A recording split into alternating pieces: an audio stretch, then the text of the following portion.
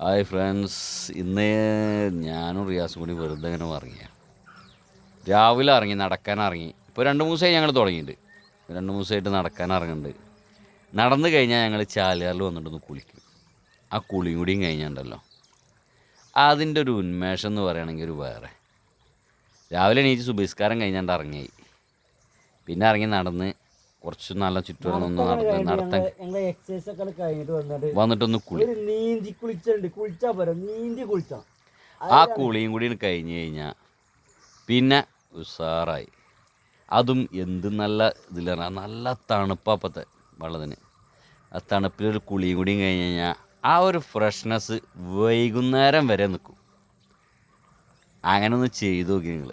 കാരണം എന്ന് വെച്ച് കഴിഞ്ഞാൽ അതിൻ്റെ ഒരു ഇത് കിട്ടണമെന്നുണ്ടെങ്കിൽ, കാരണം ഒരുപാട് ആൾക്കാരൊക്കെ ആദ്യം ചെയ്തുകൊണ്ട് നീന ഇപ്പം കുറേ ആയിട്ട് ആളുകൾ പൊതുവെ, ഞാനൊക്കെ ഒരുപാട് കാലമായി വന്നിട്ട് പുഴയിൽ കുളിക്കാനൊക്കെ. ഇപ്പം ഈ അടുത്തായിട്ട് ഞാനും സുഹൃത്തും കൂടി ഒന്ന് പ്ലാൻ ചെയ്യാം, ഞങ്ങൾ തന്നെ ഇറങ്ങിയതാണ്. ഇറങ്ങിയിട്ട് ഈ പുഴയും ഇതൊക്കെ ഒന്ന് കാണുന്നത് പ്രകൃതിയോട് ഇണങ്ങി ചെയ്യുന്ന രൂപത്തിൽ നടക്കുക. ആരോഗ്യപരമായിട്ടുള്ള കുറേ മാറ്റങ്ങൾ നമുക്ക് വരും. അതൊക്കെ തന്നെ വേണ്ടത് സത്യത്തിൽ. കണ്ടോ എന്താ ഇതിൻ്റെയൊക്കെ ഒരു ഭംഗിയാന്ന് തന്നെ നോക്കുക. നമ്മൾ ഈ രാവിലെ കാണുന്ന ഈ കാഴ്ച ഉണ്ടല്ലോ പുഴയിൽ വന്നിട്ട്. ഇന്ന് കോട വളരെ കുറവാണ്, ഞങ്ങൾ കുറച്ച് ടൈമും വൈകിയിട്ടുണ്ട്. സാധാരണ ഇതിൽ നേരത്തെത്തുമ്പോൾ കോടയോട് കൂടിയിട്ടുള്ളൊരു നേരമുണ്ട്. അത് കാണും, അത് മതി മനസ്സിനൊന്ന് തണുക്കാം. വേറെ ഒന്നും വേണ്ട, കുളിയും കൂടി ഇല്ലെങ്കിലും മനസ്സ് തണുക്കും.